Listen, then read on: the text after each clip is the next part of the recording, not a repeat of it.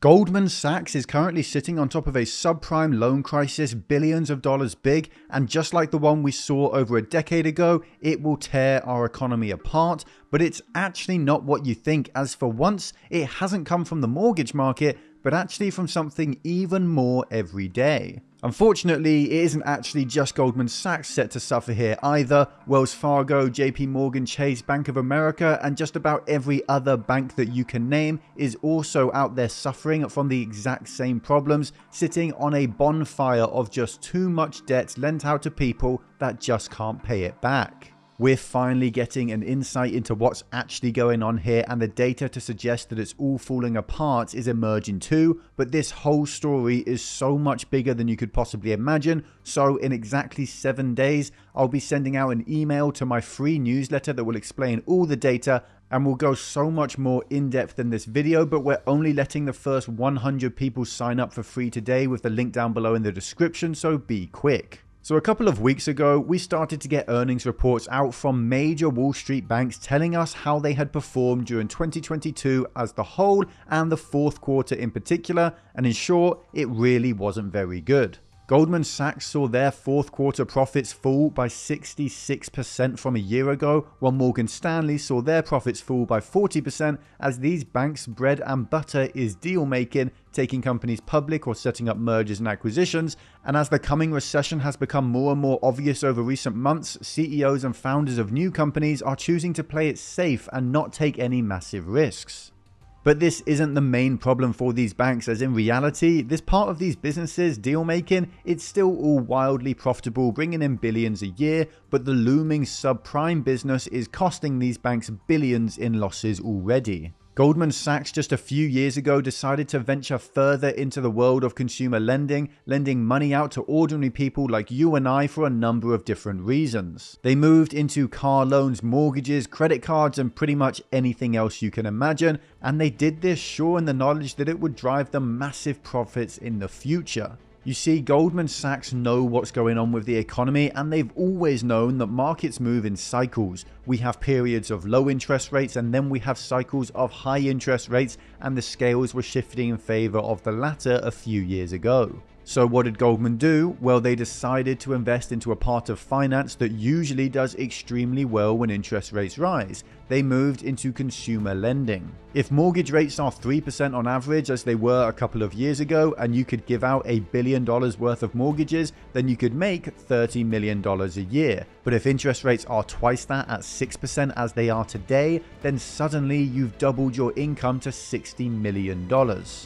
The exact same thing happens for credit cards, for student loans or car loans, and this was the area that Goldman decided to expand into, and it seemed like a no-brainer because in the past it usually resulted in huge profits, happy shareholders, and big bonuses for these bankers. Only things didn't turn out that way this time around, and Goldman Sachs has already lost $3.6 billion on this little expansion of theirs, and they've now decided they want to scale it back altogether.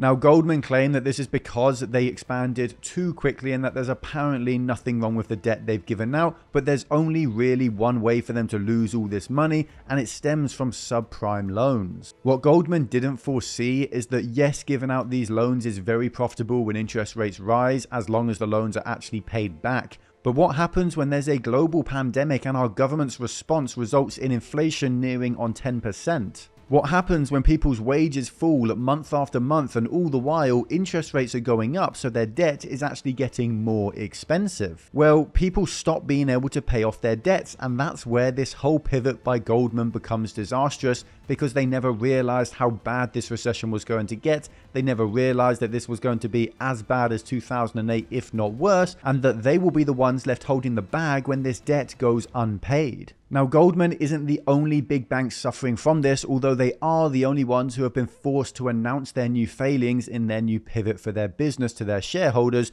but we do know that other banks are suffering in similar ways because they're all doing one particular thing. They're stocking up on cash to try and survive the coming crisis. Over the last quarter alone, just the final 3 months of 2022, the 4 biggest banks collectively stowed away $2.8 billion in cash. This was done for the express purpose of protecting the companies against mass loan defaults that they see coming. Now let's not forget who these banks are. They are the exact same institutions and the exact same staff that brought the global economy to its knees back in 2008, and they did it because they never like to leave profits on the table. They did it because they know they're too big to fail, and so there's no reason for them not to lend out every single penny they have and to pocket the profits now, regardless of what happens in the future.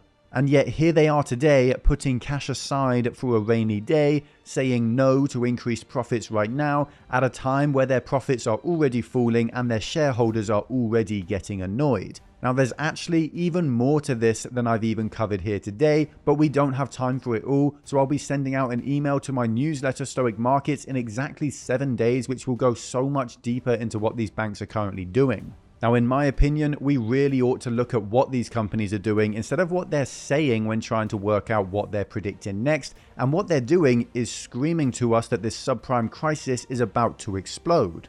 But how could this all be? How is it possible that there's another subprime loan crisis, and why hasn't it materialized yet?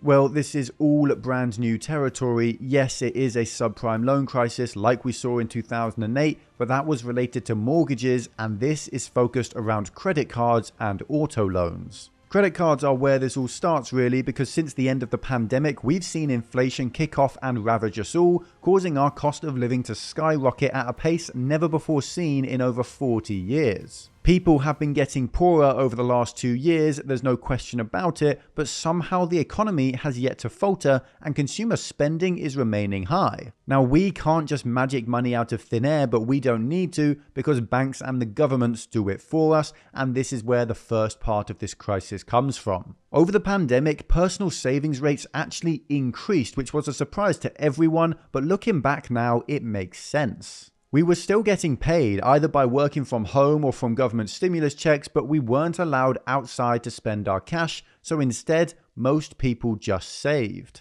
Now those savings that we built up are still around, but they have been dwindling down over the subsequent 2 years as people felt inflation pull at their purse strings, and instead of spending less money, they did two things instead. They either just spent their savings or they just spent on their credit cards. This graph here represents the personal savings rate in America over the last few years, and you can very clearly see a couple of very large spikes as the impacts of the lockdowns make themselves known, and then a very steady decline as things go back to normal. Unfortunately, we're now past normal, with the personal savings rate currently sitting at about 3%, the absolute lowest it's been in over a decade since 2008. That's right, the only time it has been worse than this over the last 100 years, an entire century, was during the worst points of the 2008 global financial crisis, and even then it was only sitting at about 2.8%, while it's today just sitting above 3%.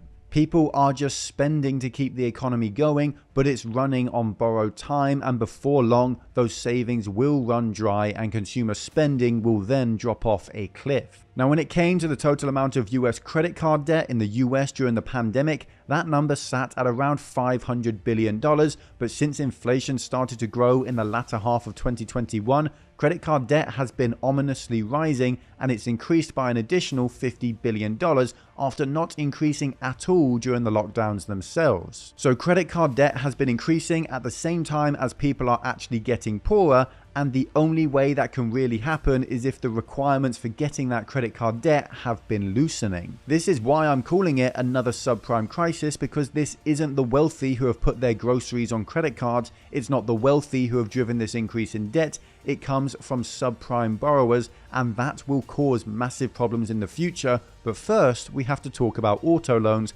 because that's the other massive bubble. So we all know at this point that there's been a storm brewing in the car market for years now, with prices soaring and finally over recent months coming back down to earth as well. But what most people don't know is that the fundamental problem here isn't to do with the value of these cars, but the value of the debt guaranteed against the cars and the fact that its owners simply can't afford it. Now, this Twitter thread here from a car dealership owner has gone viral for perfectly explaining why this is all a massive problem, and also why the most important factor is being missed by almost everyone, and it's now received an endorsement from Elon Musk as well. Essentially what happened is people got accustomed to extremely cheap debt, and so they took out exorbitant loans on cars that they frankly couldn't afford. For a time this was okay, or even a good financial decision, because you could drive a car for a year that you bought in 2020 and sell it for a 10% profit a year later with how the market ended up moving. But that market is now gone, so these loans are now problems. Car values are now plummeting, with some cars declining in value by as much as 30% year over year, and these same people that took out these big loans are now underwater. Basically, they owe the banks more on these cars than they're worth, and the banks are well aware of this. The thread then goes on to explain that there's no easy solution here, and that those with this debt are going to have to fork up the cash or go bankrupt. But then things start to get interesting. This man, who literally owns car dealerships, so has first-hand knowledge of what's going on, reveals that banks have started waiving open auto stipulations.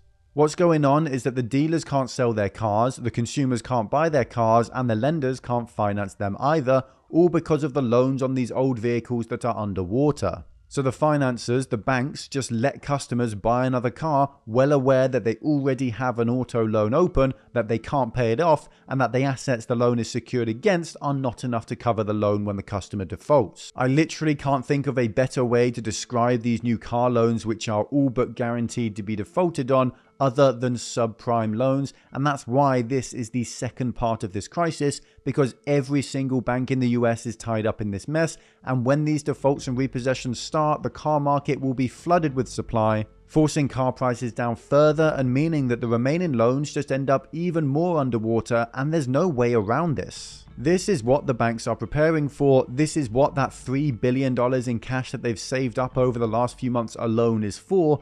It's for the losses they know they're going to take as people fail to pay their credit cards off and their car loans, and it's all because it's been too easy to get a loan, and so everyone has leveraged themselves to the max. Now, unfortunately, the nature of YouTube and the algorithm means I can't put all the data here in this video, and I can't cover all the points I wanted to, but in exactly 7 days, I'll be sending out an email to my newsletter Stoic Markets, which will provide you all with the data behind this subprime crisis, loads more context, and all my sources as well. And this is 100% free for the first 100 viewers who sign up to Stoic Markets today. Or if you just want to see what's driving a $100 trillion derivatives bubble that isn't being reported on by corporations and the legacy media, then watch this video here.